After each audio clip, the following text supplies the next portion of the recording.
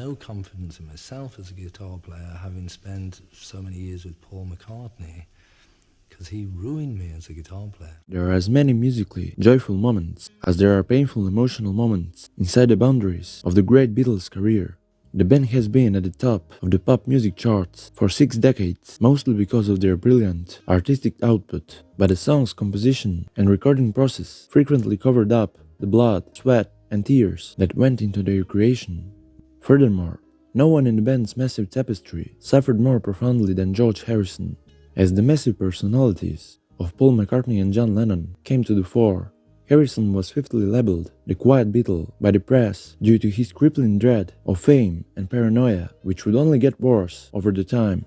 In the studio, it was the same as well. Nobody was actually able to match the songwriting duo's dominance over the band's repertoire, which is a clear indication of the chokehold they maintained, particularly during the group's early years. But as the group's reputation and Harrison's confidence increased, the guitarist outgrew his role as the main axeman and began to write his own tunes. Harrison's song list inside the Beatles therefore gets progressively longer as the group gets closer to disbanding. Harrison began contributing to the songwriting process with only a northern song and continued until songs like Something, While My Guitar Gently Weeps, and Here Comes the Sun were regarded as some of the Beatles' greatest. However, Harrison found it challenging to move a Lennon-McCartney song to a different spot on the album in order to fit each song on it. As Bob Dylan famously observed, this situation was representative of the issues Harrison faced inside the band. Bob Dylan said, "George got stuck with being the Beatle that had to fight to get songs on records because of Lennon and McCartney. Well, who wouldn't get stuck? If George had his own group and was writing his own songs back then, he'd have been probably just as big as anybody." The truth is that Harrison eventually came to view the musical force that was Lennon and McCartney as a choking force.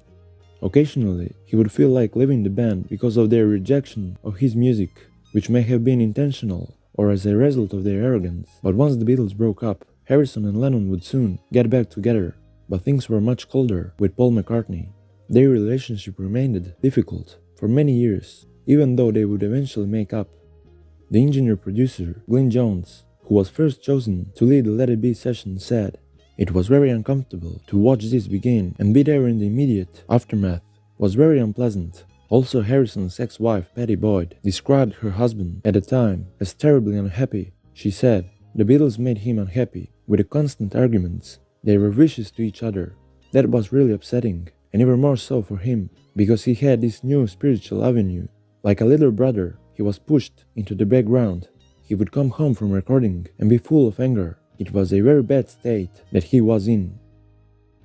Boyd said that Harrison and McCartney's disagreement was the source of the issue.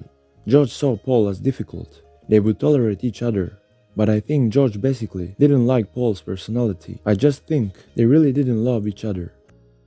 Harrison wrote several songs about their difficult times together, such as When We Was Fab, Wah Wah, and Sue Me Sue You Blues, which, although directed at the Beatles, collectively was a little more specifically directed at McCartney. Harrison's feelings seemed to be unleashed when the band finally broke up. One of the most well-known exchanges between the two occurred during the Let It Be sessions, when McCartney tried to teach Harrison a line for Two of Us. Harrison quickly responds, "Okay, well, I don't mind," while McCartney, still frustrated that Harrison can't quite get a guitar to sound like he wants, suggests they make it simpler for Harrison. "I'll play anything you want me to, if that's what you want. I can choose not to play at all. I'll do whatever it takes to make you happy." The moment was a representation of their relationship, with Harrison reserving his creativity for a project that McCartney's ideas and musical prowess threatened to overshadow. Harrison was a different person in 1975 when he spoke with Alan Freeman, along with realizing his ambition of becoming a fully formed solo artist. George was also one of the band's most successful members on a professional level, which he utilized to promote Dark Horse. He tried to avoid answering every question about the Beatles, though.